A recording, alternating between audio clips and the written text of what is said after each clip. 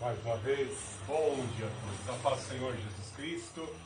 Aqui estamos felizes na remanescente, alegres pela presença do Espírito Santo, pois Ele fala conosco através dos cânticos, as composições que verdadeiramente são inspiradas por Deus nos momentos das dificuldades desses autores, vêm nos trazer muita motivação, porque eles puderam compor esses hinos nas lutas, nas dificuldades.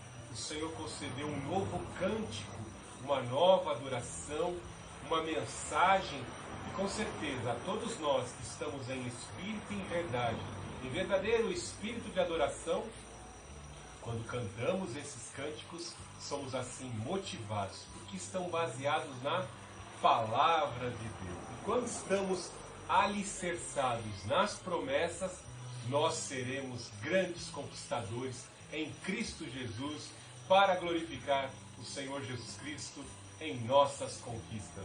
Amém? Vamos abrir nossas Bíblias no livro de Ruth. Livro de Ruth, capítulo 3.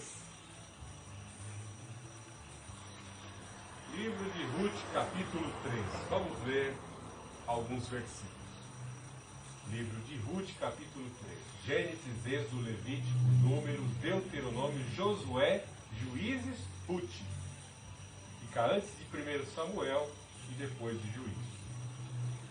Certo dia Noemi disse a Ruth: minha filha, é hora de eu encontrar para você um lar seguro e feliz. Esse Boaz, senhor das moças com quem você trabalhou, é nosso parente próximo. Hoje à noite ele estará na eira, onde você debulha a cevada. Faça o que lhe direi. Tome banho, perfume-se e vista a sua melhor roupa.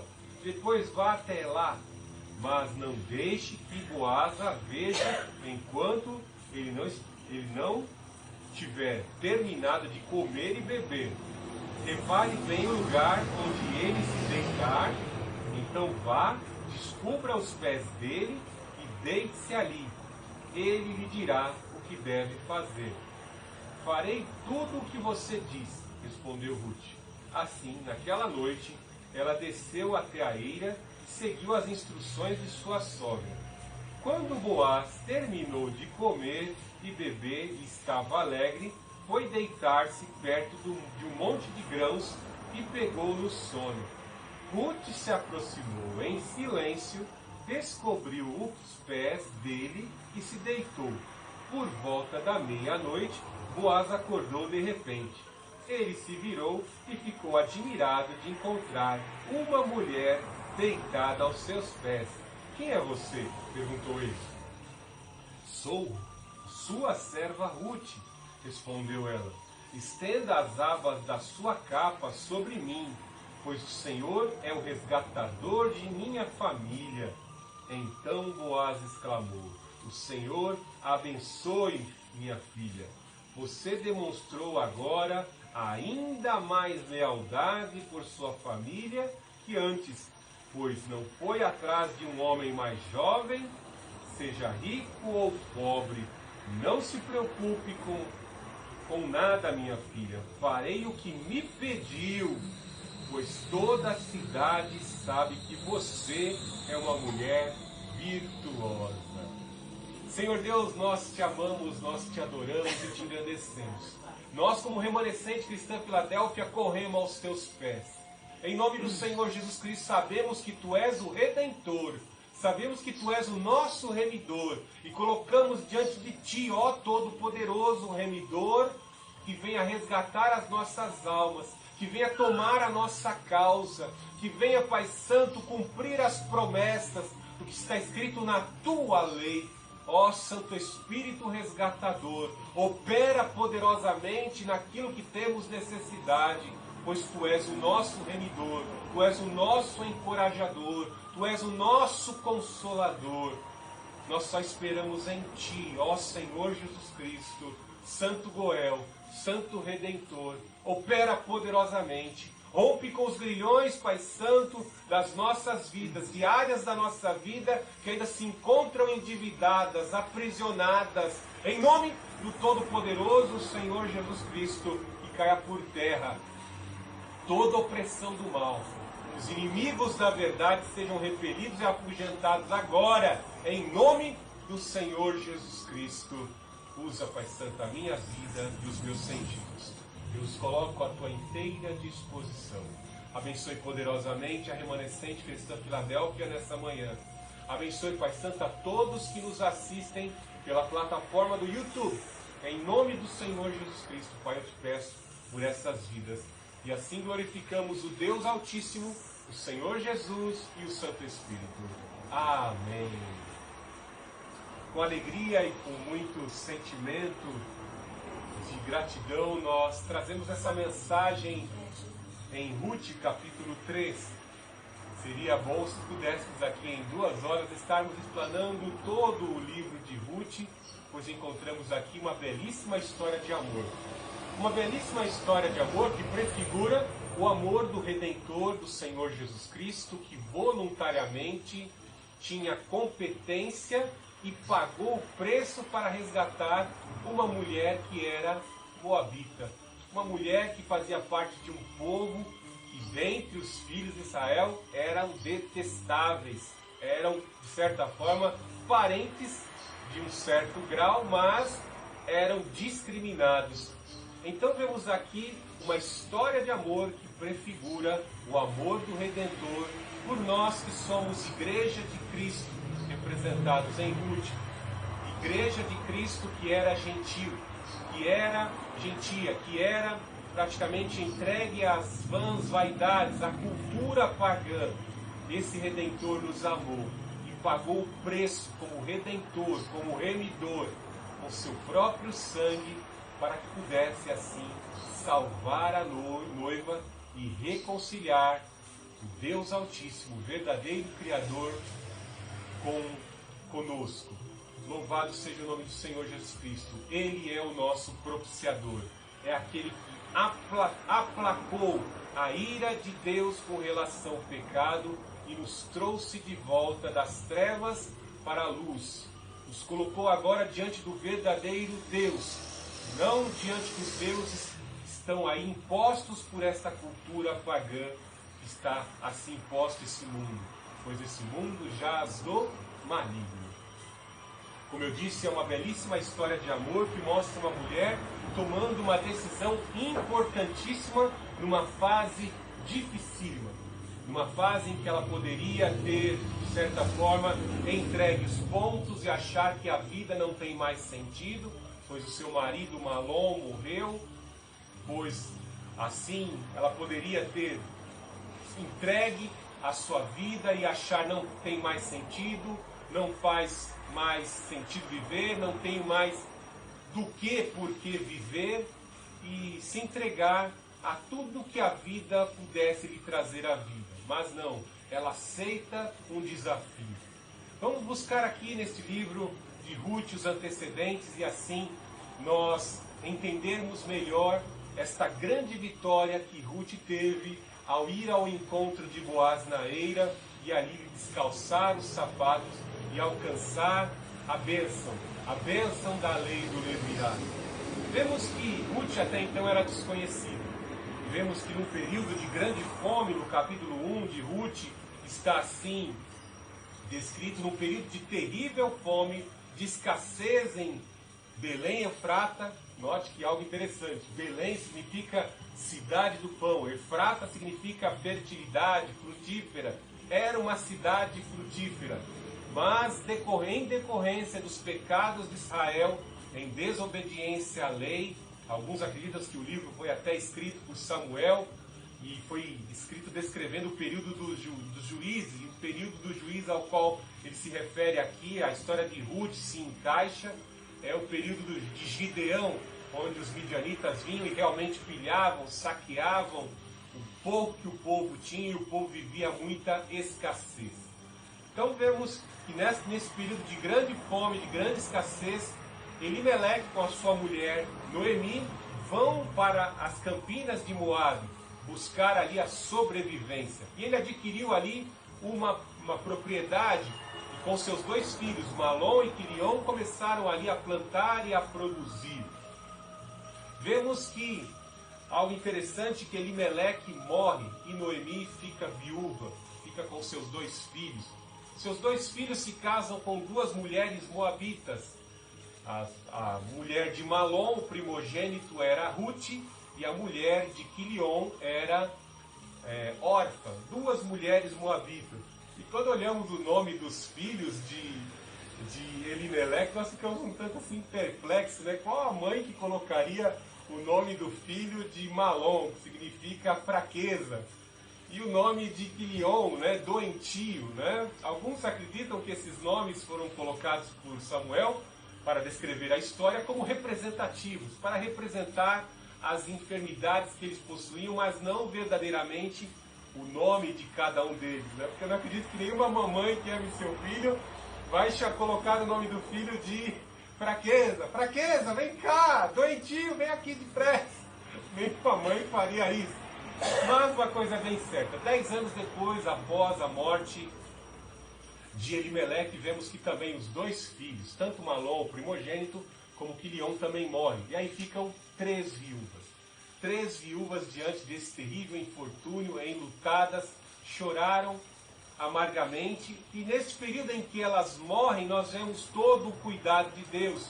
Pois nesse período em que as 3 se encontravam viúvas, e ser viúva nessa circunstância era viver na marginalidade, era viver de certa forma às margens da sociedade, como exclusão, porque as mulheres dependiam muito dos homens para trazer provisão e sustento para o lar.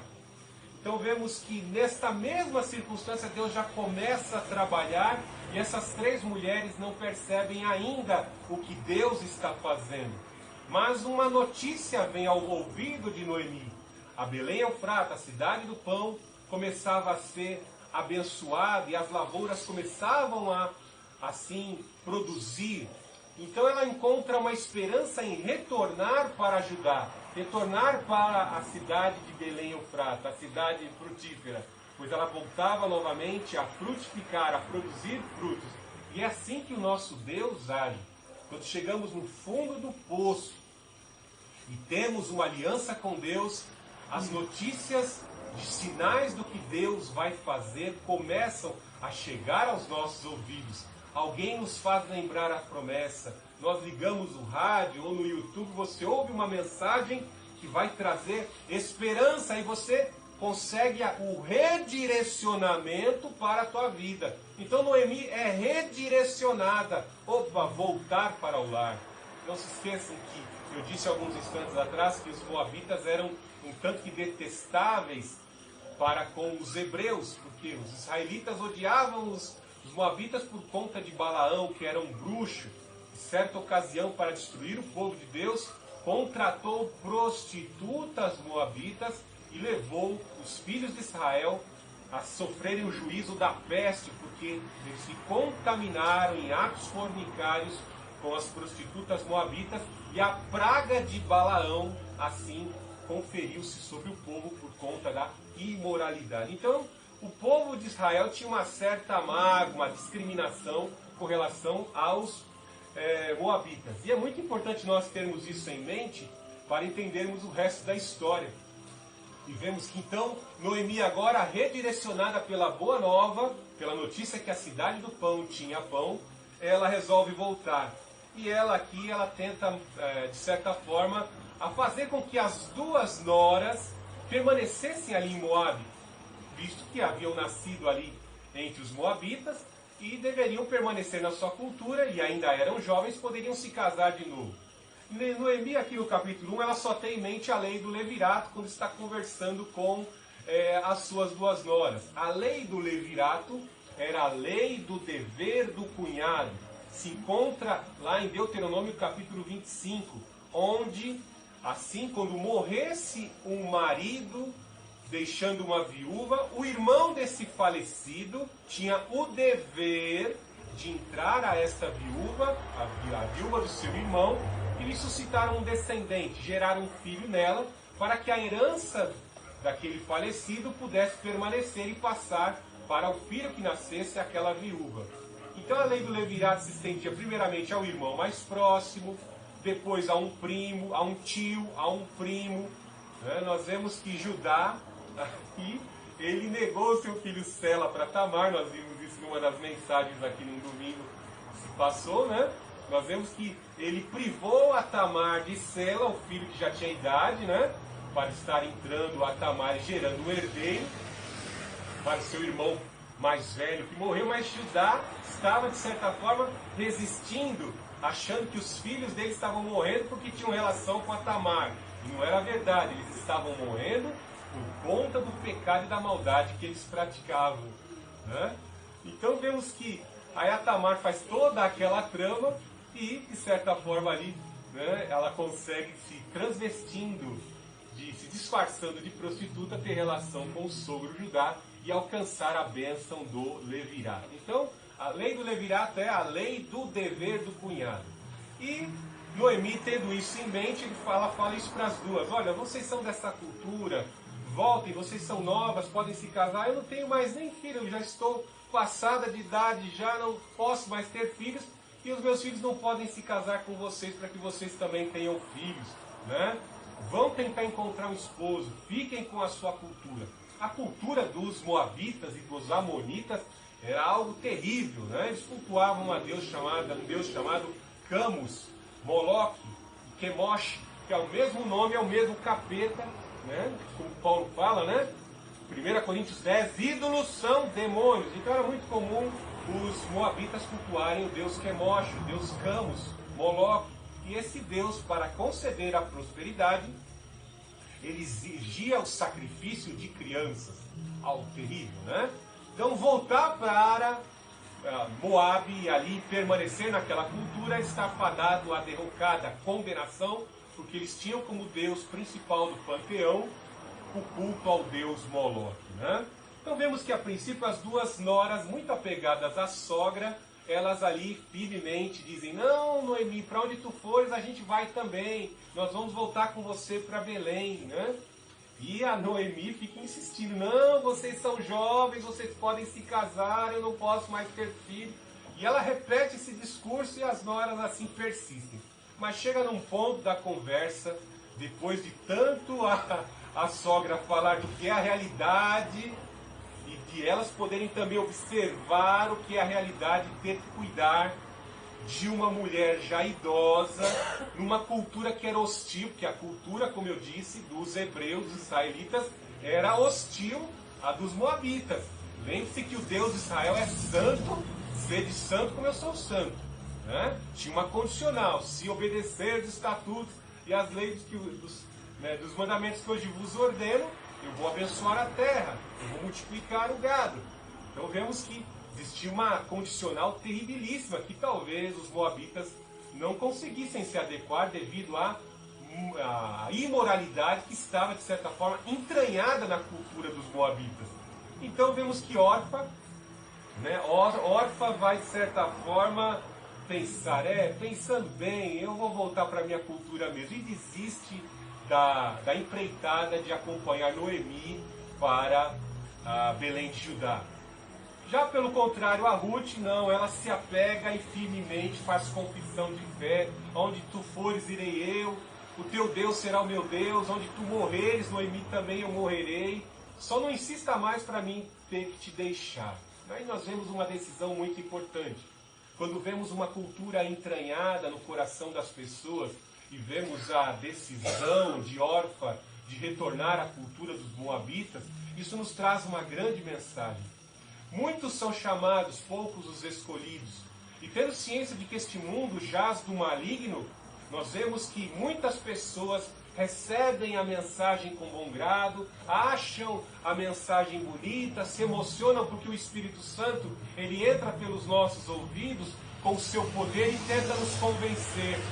Nos fazem reconhecer que estamos em pecado, nós sentimos vergonha, porque a santidade do soberano Deus nos constrange.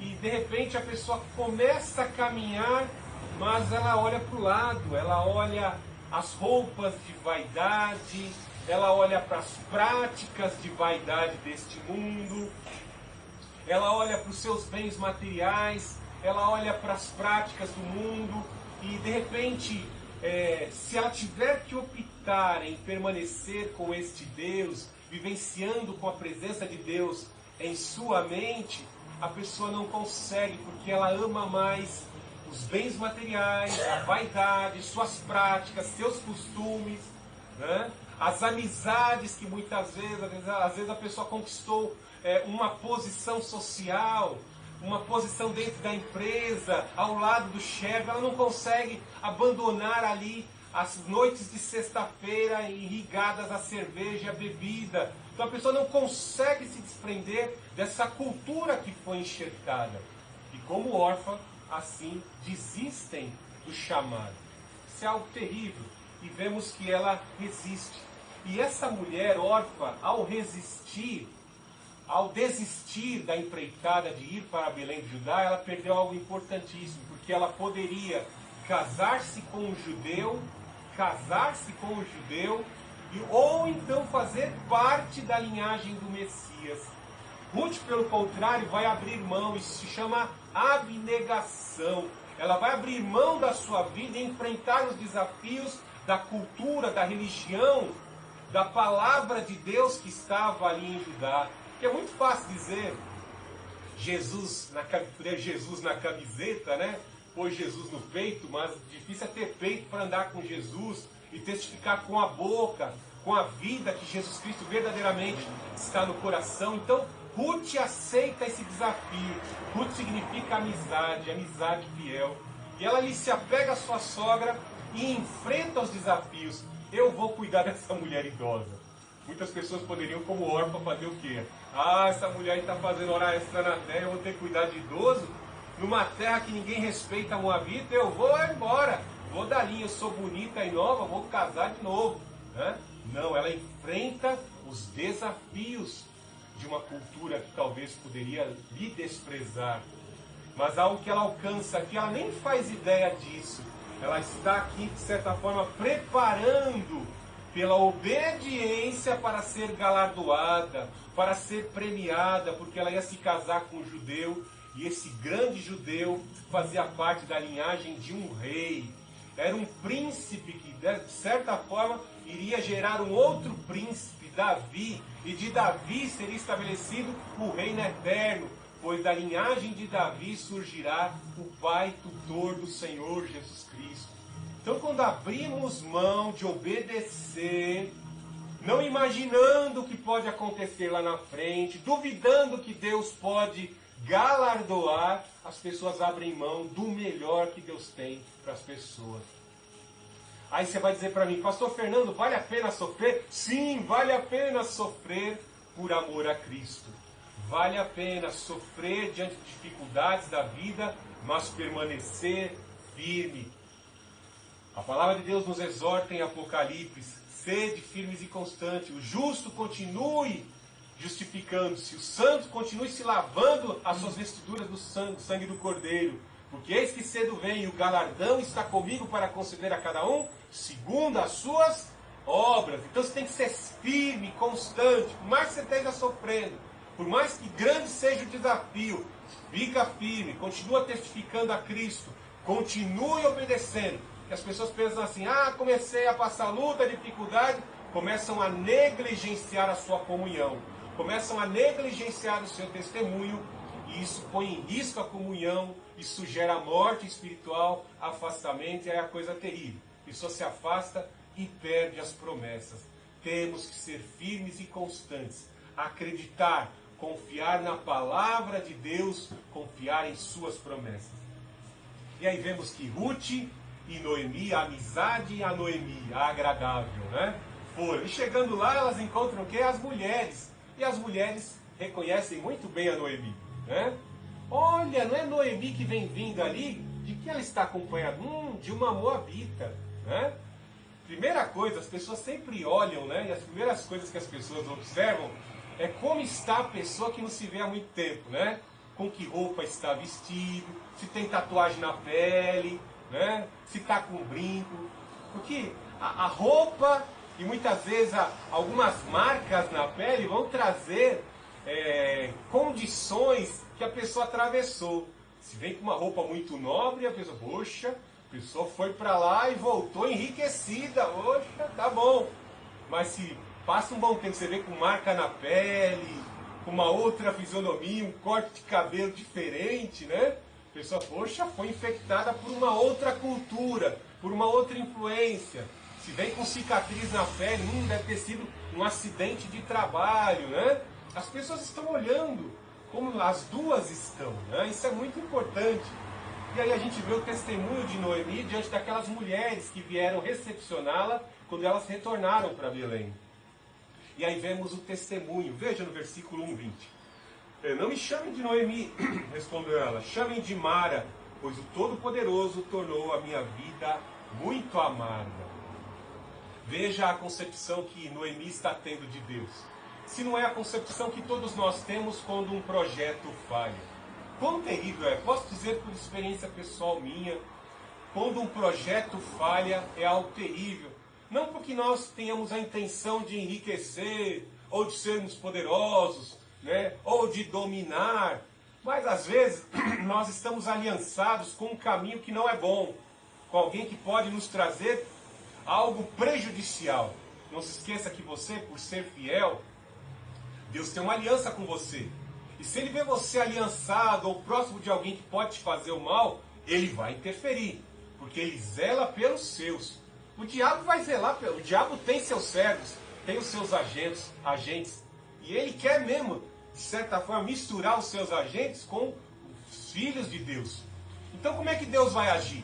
Deus vai fazer algo, Deus vai interferir com algo, vai impor rupturas, e essas rupturas são doloridas. Essas rupturas envolvem até a morte, como no caso aconteceu com Elimeleque. Não porque Deus odiasse Elimeleque, mas porque talvez Elimeleque pensou errado. Ele tinha por ordenança da lei de Moisés não sair da terra da promessa. Foi empreender na terra dos moabitas, dos pagãos. Isso lhe trouxe uma consequência. Veja Abraão, Deus diz, peregrina na terra. Não sai da terra. Para onde ele foi? Acompanhou o fluxo migratório no período de seca para o Egito. E o que aconteceu lá? Ó, o faraó quis tomar Sara para ser sua esposa. Abraão acabou mentindo, ó, e foi envolvido num problemaço. Glória a Deus, Deus começou a interferir na casa de Faraó. Bem assim somos nós temos uma aliança com Deus, e Deus vai interferir. Deus vai interferir em todos os nossos empreendimentos, em todas as nossas alianças.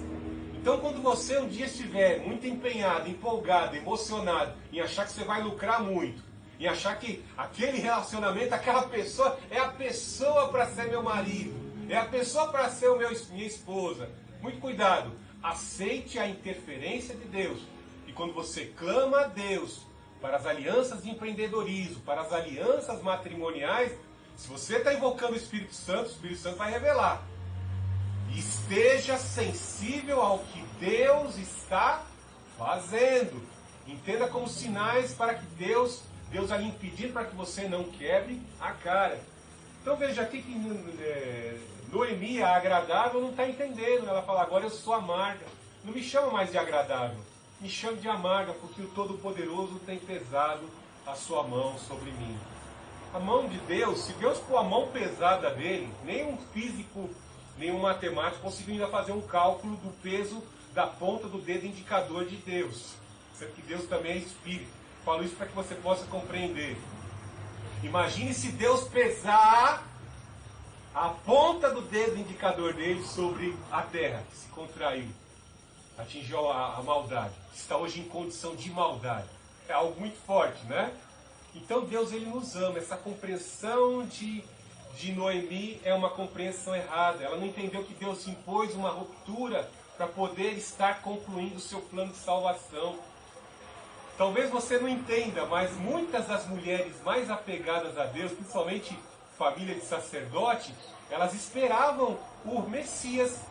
Elas esperavam o Messias. De que família virá o Messias, né? Não estava na hora ainda, mas Deus estava construindo através de certas mulheres o projeto redentor. E nós vemos que de uma mulher haveria de vir o Messias, o Filho de Deus encarnado, né? Principalmente quando Isaías começa a entregar as profecias que uma virgem haveria de conceber o Filho de Deus, né? Isaías capítulo 9. né? Então, você pode observar lá que na linhagem que Mateus escreve, está o nome de Ruth, está o nome de Tamar, está o nome de Raabe, a prostituta, está o nome da Ruth, está o nome da mulher adúltera de Davi, a Betsabá, né? Então, nós vemos aqui toda uma demonstração de Deus. É Deus intervindo na vida de Elimeleque e resgatando Noemi, e resgatando Ruth, uma mulher pagã gentia, para estar ali, agora inserindo, incrementando ela na linhagem de salvação. E as vidas delas seriam alvo da salvação de Deus. E aí nós vemos que Noemi, Ruth se empenha em cuidar da sua sogra, né? De certa forma está exercendo com aquilo que ela sabia fazer, e ela foi buscar uma lavoura para trabalhar, buscar espigas ali para estar trazendo sustento para sua casa, rebuscar espigas, colher, né? E era uma época de muita fartura, e é nessa hora que ela se predispõe a sair de casa e recebe a bênção da sua sogra para ir buscar o sustento, que o Espírito Santo mais uma vez começa a agir. Dentre tantas as lavouras que ela poderia estar trabalhando ali, ela vai trabalhar, ela vai rebuscar espigas aonde? Na plantação de um remidor, de um resgatador, de um parente próximo de Elimeleque. Então veja aqui toda a ação de Deus. E quando ela chega nessa propriedade, nós vemos que o patrão chega e o patrão logo se vê atraído por aquela mulher. Assim como as mulheres vieram recepcionar Noemi e Ruth quando chegaram, bem assim é quando tinha algum imigrante necessitado e afligindo nas rodeações de uma grande plantação.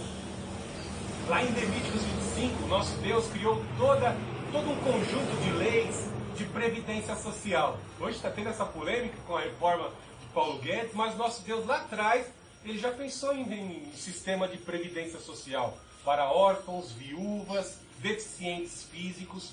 Todo grande proprietário de terras assim deveria plantar e cultivar. Se ele fosse bom ofertante, né, Deus prometeu mandar chuva, temporã e serode, a sua propriedade iria produzir, seu gado iria se multiplicar. E ele deu uma ordenança, que as extremidades das suas terras, da sua plantação, não deveriam ser colhidas. Essa extremidade, esse setor da plantação deveria ser fornecido para órfãos, viúvas, estrangeiros e necessitados que fossem ali colher as espigas de milho, cereais, para que pudessem sobreviver. Era uma forma de assistência social com quem não podia sobreviver naquela época. E Ruth, que era uma estrangeira e uma viúva, vai ali para as margens da plantação de Boaz. E ali a notícia correu, né? Com certeza eles olharam para ela e viram que era um pouco diferente, talvez pela forma de se vestir, né? Pelo sotaque, né? E isso chegou aos ouvidos de Boaz, né? E algo muito interessante que Boaz ele já chega, ele encontra ali, ele vê com admiração, pergunta sobre aquela estrangeira, e ali já testem para ele a capivara, a ficha completa daquela mulher. Olha, ela abriu mão de ficar lá entre os moabitas e preferiu cuidar de Noemi, aquela tua parente, né? A mulher daquele teu parente próximo. Ah, é? Ela abriu mão da cultura dela e foi cuidar da Noemi. Noemi já está com muitos anos, é idosa. Ela preferiu cuidar da sogra e está ali, ó, entre os necessitados, colhendo espigas. E aí nós vemos o encontro, né? Boaz vai até Ruth conversar com ela e reconhece tudo que ela está fazendo pela sua sogra, né? Algo muito interessante que ele trata aí, né? Nós vemos que quando ele chega no campo, eu acho muito interessante isso, que às vezes alguns empresários são odiados pelos seus funcionários, né? São odiados pelos seus funcionários, mas Boaz, quando chegava na plantação dele, na propriedade dele, ele era tão amado, né? Que vemos que quando ele chegava, ele cumprimentava, abençoava a terra dele, ele mesmo abençoava a terra dele, cumprimentava os ceifeiros, e os ceifeiros, Deus o abençoe, Boaz. Algo interessante, né? Porque às vezes o supervisor lá na empresa, o patrão passa pela empresa, o funcionário amaldiçoa, né? O colaborador amaldiçoa. miserável, só quer saber de meta de produção. Não, ele tratava com amor, ele cumpria a lei de Moisés. Ele era um bom patrão, abençoava seu empreendimento e abençoava os seus ceifeiros, e abençoava os indigentes, as viúvas, os órfãos. Isso é muito importante. O Senhor me fez lembrar essa passagem. Para você que está aí do outro lado do YouTube, né? Comece a abençoar o seu produto, como Boaz abençoava a sua lavoura. Abençoe os seus clientes, para que sejam bons pagadores e você possa prosperar. Comece a abençoar o seu automóvel, suas ferramentas de trabalho. Abençoe a sua vida, né? O melhor da a sua fonte de renda, e louve ao Senhor. Nós vemos aqui depois, não vai dar tempo de trabalhar, mas nós vamos ver aqui que Boaz estava próximo da festa das semanas, das colheitas, que é o Pentecostes. E ele está ali contabilizando. Quando Ruth vai pedir para casar com ele está contabilizando o lucro da sua propriedade. Tanto é que ele se alegra, fica feliz e alegre, e se deita lá sobre um monte de cereais assim já trabalhados, né? E aí vemos aqui que ele fala no versículo 2:8. Boaz foi a Ruth e disse: ouça, minha filha, quando for colher espigas, fique conosco, não vá a nenhum outro campo. Acompanhe as moças que trabalham para mim. Observem que parte do campo estão colhendo e não vá atrás delas. Avisei aos homens para não a tratarem mal.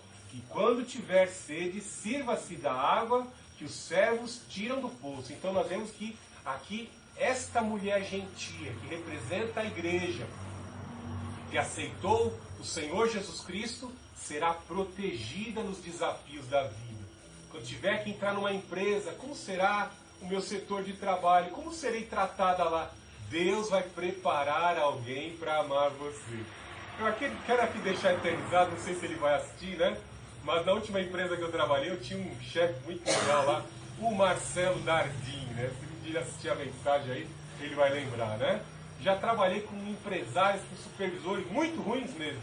Mas quando eu entrei lá na Scorpius, né? Eu vi na pessoa do Marcelo Dardim, uma pessoa assim que me acolheu, como Ruth foi acolhida por Boaz, né?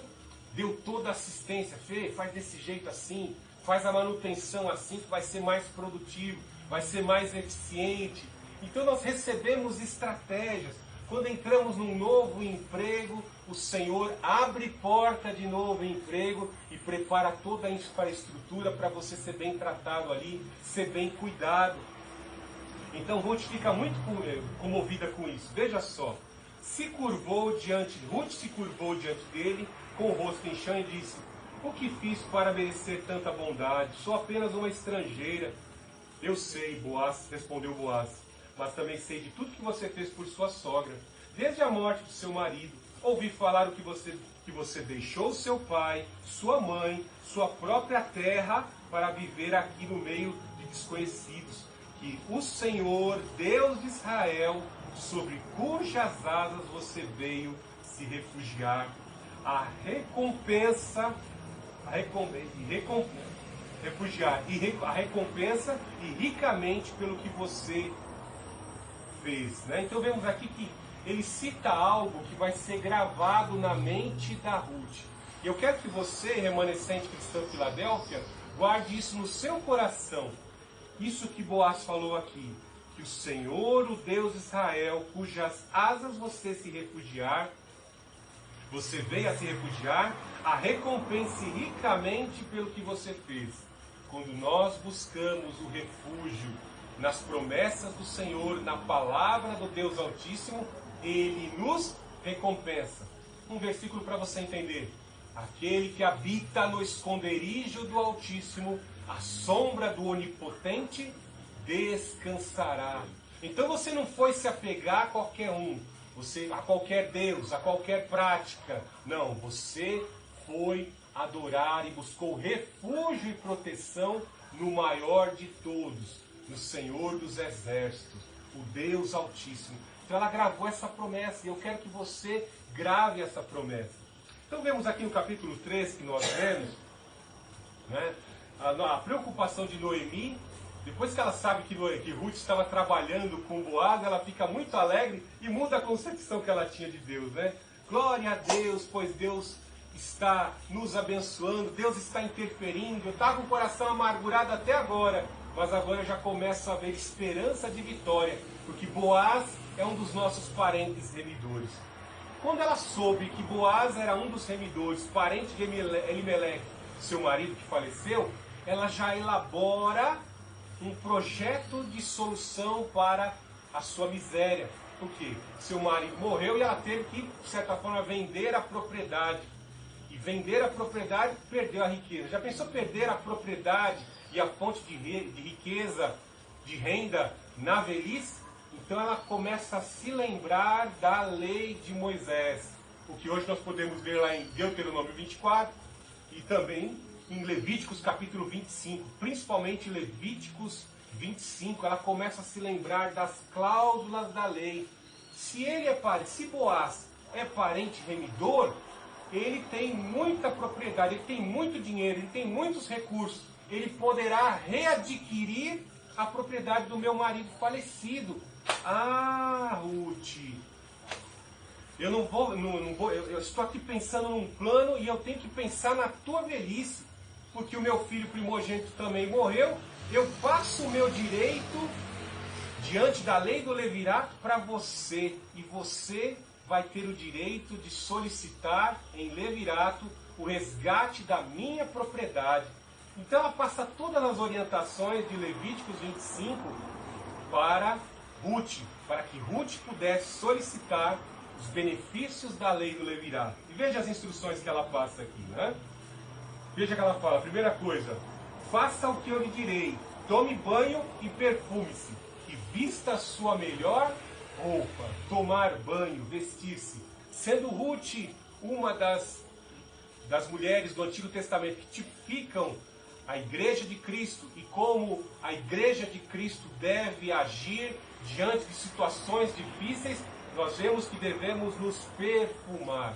Aceitamos ao Senhor Jesus Cristo, devemos estar nos purificando na água do Espírito, sendo santificados pela palavra de Deus, para que os odores maus das práticas, das más obras, que deixam o corpo impregnado de fedor, sejam repelidas. Note que Ruth vai lavar-se e vai perfumar-se.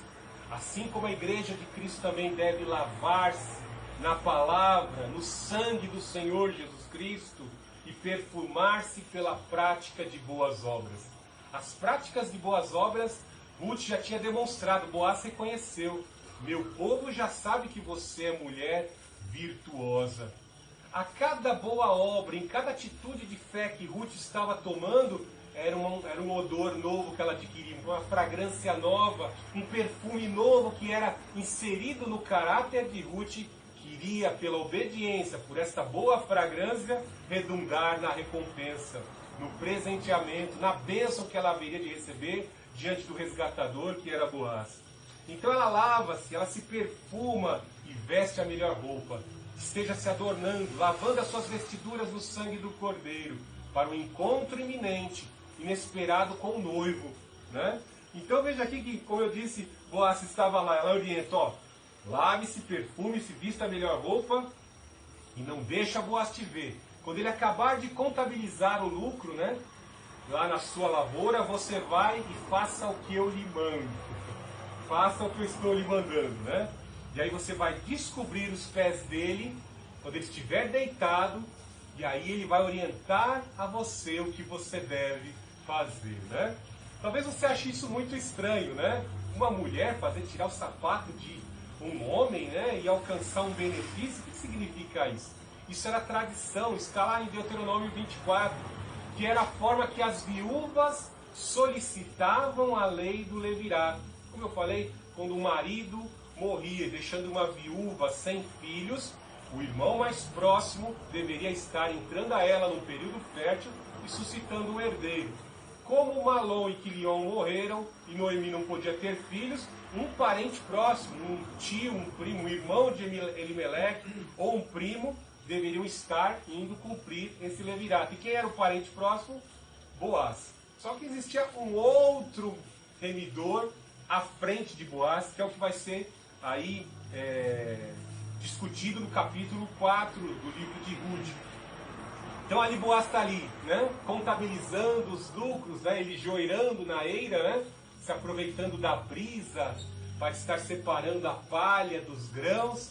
E aí ele contabilizou os lucros, aí deitou, depois de ter bebido o seu vinho, se alegrado, ele se deitou. E ali Ruth esperou o momento certinho e descalçou os seus pés e deitou. Era meia-noite, não tinha iluminação. Com certeza ele encontrou a mulher que nem Adão, né? Adão foi ao raiar do dia depois de ter dormido, né? Mas Boaz acordou e estava ali a Ruth deitada aos seus pés. E ele percebeu, tirou a minha sandália. Aí ele já sabia que ela estava solicitando a lei de Levirato, ou seja, para que ele fosse o resgatador, que ele fosse alguém que haveria de suscitar um herdeiro pela vida dela. Veja no versículo 7. Quando Boaz terminou de comer e beber, estava alegre e foi deitar-se perto de um monte de grãos e pegou um sono. Ruth se aproximou em silêncio e descobriu os pés dele e se deitou.